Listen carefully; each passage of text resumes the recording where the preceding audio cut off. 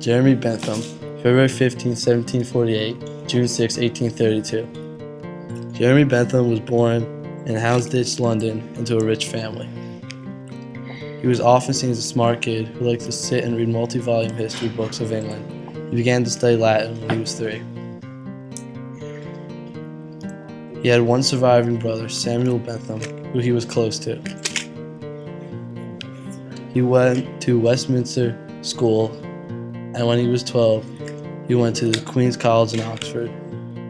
When he was there, he completed both his bachelor's and master's degree. Later in his life, when the Americans published their Declaration of Independence, the British wrote an argument, which was authored by Jeremy himself. One of his many thoughts about social reform was the design for a prison building that he called the Panopticon. The meaning behind the design is to allow an observer to observe all inmates of the building without them being able to tell whether or not they are being watched.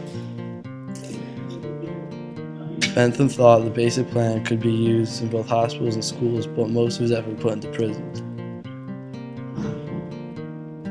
Bentham himself described the Panopticon as a new mode of obtaining power of mind over mind in quantity hitherto without example.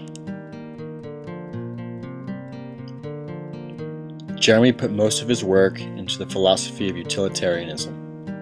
Utilitarianism is an ethical theory that says all good actions should end in happiness. It can then be considered a form of consequentialism, meaning that the worth of an action is decided upon its outcome. Utilitarianism was described by Bentham as the greatest happiness principle. It can also be best described as seeking the greatest amount of good or happiness for the greatest number of people.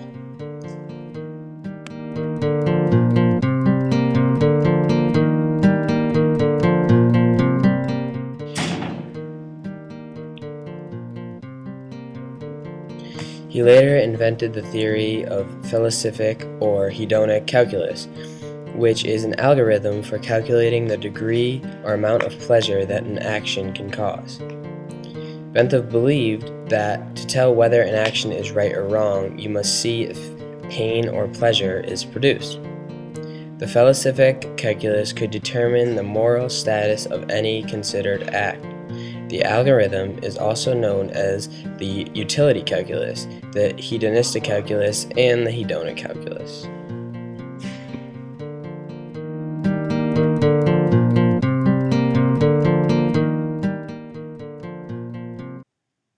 The Pain and Pleasure of Kevin and Libby. Episode 1. Kevin and Pain. Kevin strolls down the road and notices a car that was left running. He looks around to make sure that no one sees him as he decides to get into the car and steal it. What Kevin didn't realize was that a policeman saw him and is now on his tail. Meanwhile, Kevin gets caught. He is now being brought to jail. The policeman brings Kevin to the jailhouse and walks him to the entrance of his cell. Kevin tries to get away, but the policeman hits him to the ground. Kevin is then being watched by the sniper on the roof of the jail. Kevin now has to pay for his crime. Kevin's action was wrong because it caused more pain than it did pleasure.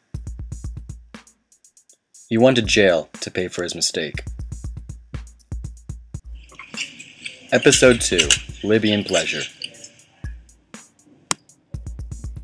Libby drives along the road and notices trees that are on the fire. She quickly gets out of her car and fills up a bucket with water. She then grabs her ladder and climbs up the tree and puts out the flames. Because of her good deed, she is presented with a chest of gold and treasures.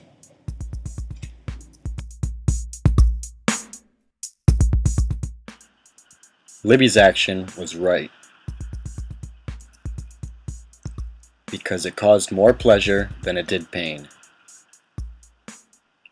She was given gold because she was good.